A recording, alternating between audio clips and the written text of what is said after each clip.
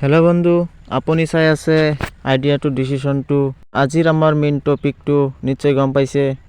আহক আমি বিস্তাৰিত ভিডিঅ'ৰ মাজেদি চাই লওঁ।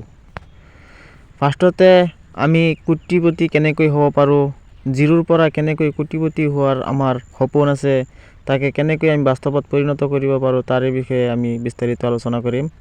চাই লওক, আমাৰ গোটেই বিশ্বতে মাত্ৰ সকলোৰে এটাই চিন্তাধাৰা যে আমি কেনেকৈ আমাৰ জীৱনখন কেনেদৰে আমি পৰিৱৰ্তন কৰিব পাৰোঁ, কেনেকৈ আমি কোটি টকাৰ গৰাকী হ'ব পাৰোঁ, কেনেকৈ আমাৰ সপোন আমি বাস্তৱত পৰিণত কৰিব পাৰোঁ।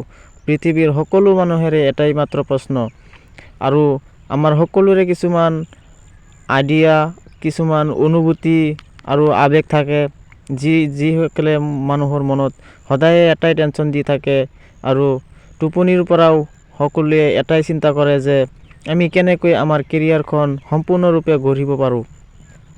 গতিকে আজিৰ আমাৰ এই বিষয়ে আমি অলপ আলোচনা কৰিম।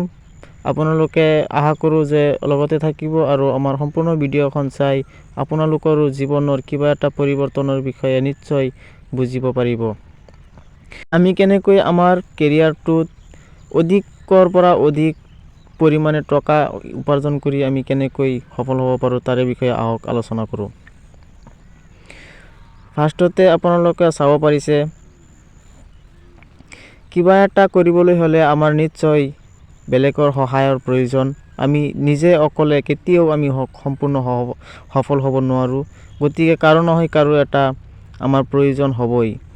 আমি আজি যি বিষয়ে আলোচনা কৰিম সেইটো হৈছে বিশ্বৰ সকলোৱে ইয়াৰ বিষয়ে চিন্তা কৰি আছে।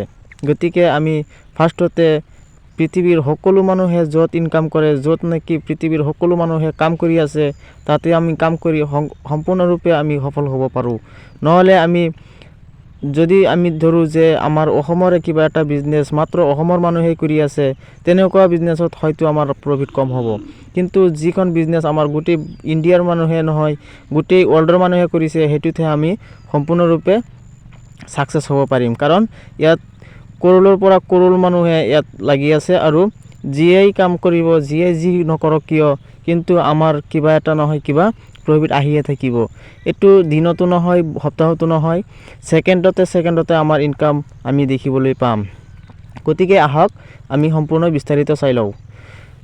বছৰৰ ভিতৰত কোটি টকা উপাৰ্জন কৰিব পাৰি, আৰু কেনেকৈ আমাৰ কণ্ট্ৰলত আনিব পাৰি 1 কোটি টকা।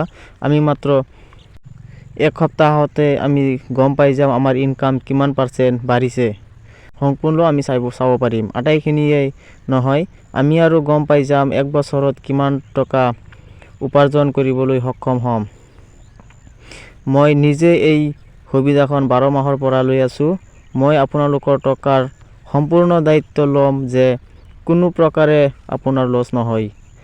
ভিডিঅ'ৰ শেষত মোৰ মোবাইল নম্বৰো আপুনি পাই যাব। আপোনাৰো এটা দায়িত্ব ল'ব লাগিব যে মই 1 বছৰৰ ভিতৰত কোটি টকা উপাৰ্জন কৰিমেই। আপুনি যদি এই দায়িত্বখন ল'ব পাৰে, তেনেহ'লে মোৰ লগত কণ্টেক্ট কৰিব পাৰে। এই অফাৰ ইণ্ডিয়াতটো দূৰৰ কথা, বিশ্বৰ ক'তো এই অফাৰ নাপাব। মই আপোনালোকৰ লগত কিন্তু লগ কৰিবলৈও সাজু আছোঁ। গতিকে আজিৰ ভিডিঅ' এইখিনিয়ে। নেক্সট ভিডিঅ'ত আমি সম্পূৰ্ণ আৰু বিস্তাৰিত আলোচনা কৰিম, কাৰণ আমাৰ ভিডিঅ'খন আজি দীঘল হৈ গৈ আছে। গতিকে চেনেলটো ছাবস্ক্ৰাইব কৰি ভিডিঅ'টোত এটা লাইক কৰি দিব, যাতে পৰৱৰ্তী সকলো ভিডিঅ' আপুনি সময়মতে পাই যায়।